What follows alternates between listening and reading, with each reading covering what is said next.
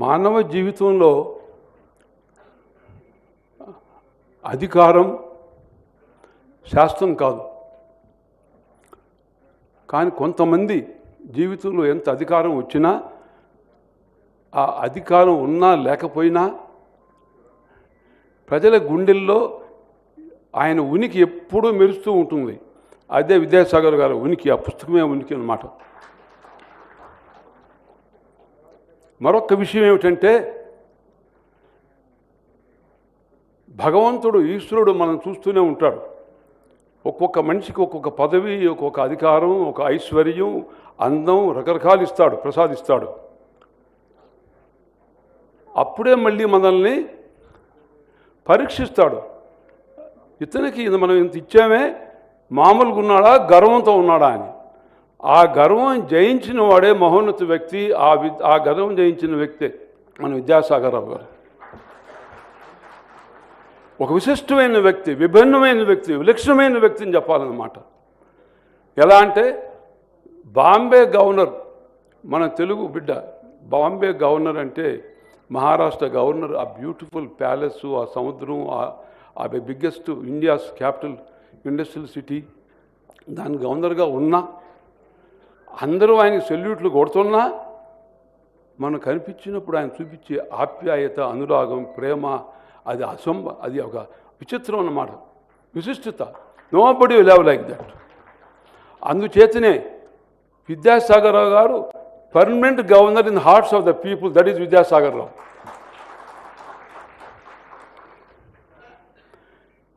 అదే కోవకు చెందినవారు దత్తాత్రేయ గారు, మన హరిబాబు గారు, సంజయ్ గారు, మా శ్రీధర్ బాబు గారు, లక్ష్మణ్ గారు, వీళ్ళంతా అదే టైప్. ఏ మాత్రం తొణకరు.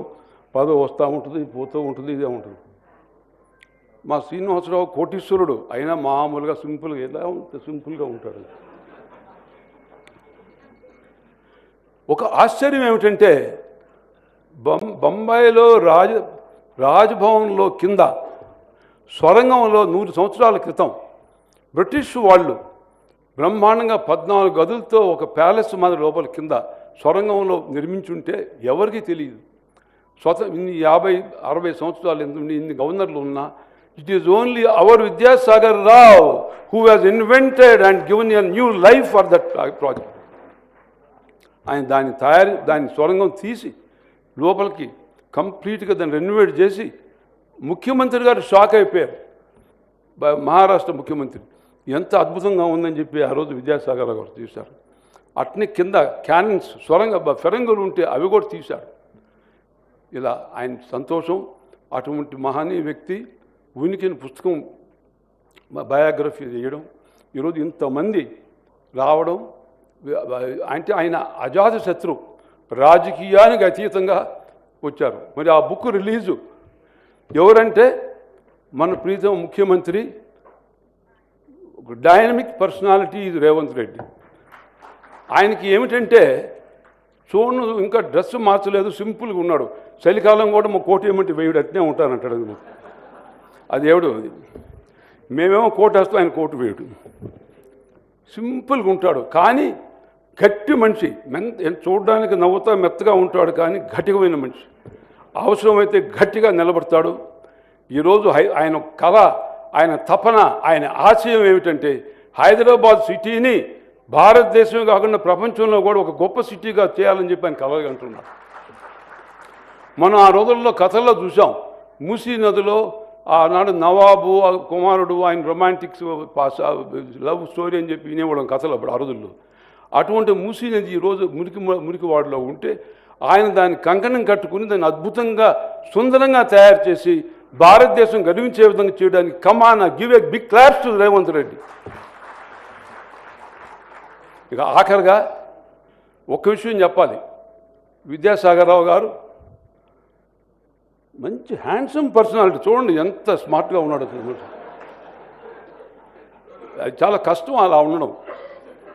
ఆయన ఏం టీవీగా తొణకడు.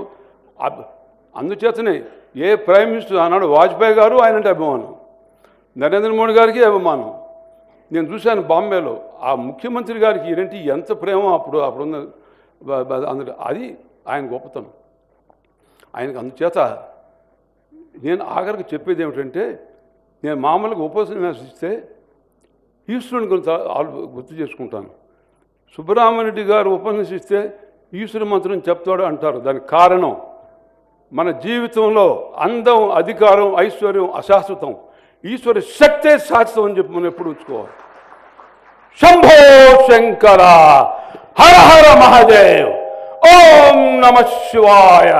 ప్రఫుల్ల నీల పంకజ ప్రచండ కాళి మచ్చట విడంబికంఠ కందరం రుచి ప్రబంధ కందరం స్మరచ్చిదం పురచ్చిదం భవచ్చిదం మఖచ్చిదం గజచ్చిదం తం తఖచ్చిదం భజే. ఓ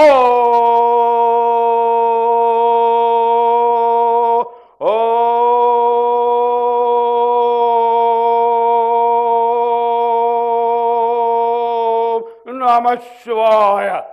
మీ అందరినీ ఈశ్వరుడు ఆరోగ్య ఐశ్వరుడు ప్రసాదించుగాక. విద్యాసాగర్ గారు, రేవంత్ రెడ్డి గారు అందరినీ ఈశ్వరుడు చల్లగా చూడుగాక. ఇంకా శక్తిని ఇచ్చి ప్రజాసేవ చేయాలి రేవంత్ రెడ్డి గారు నేను ఆశీర్వదిస్తూ సెలవు తీసుకున్నాను. జై హింద్.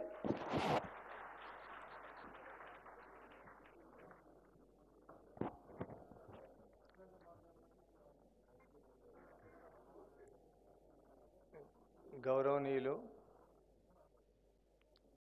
శ్రీ వినోద్ కుమార్ గారు వారి యొక్క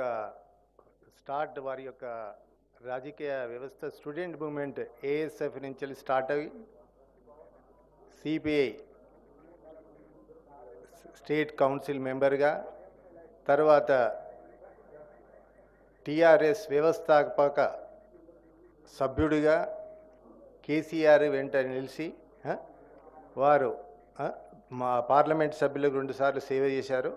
వారిని కూడా కరీంనగర్ పార్లమెంట్ సభ్యులకు సేవ చేశారు. వారిని కూడా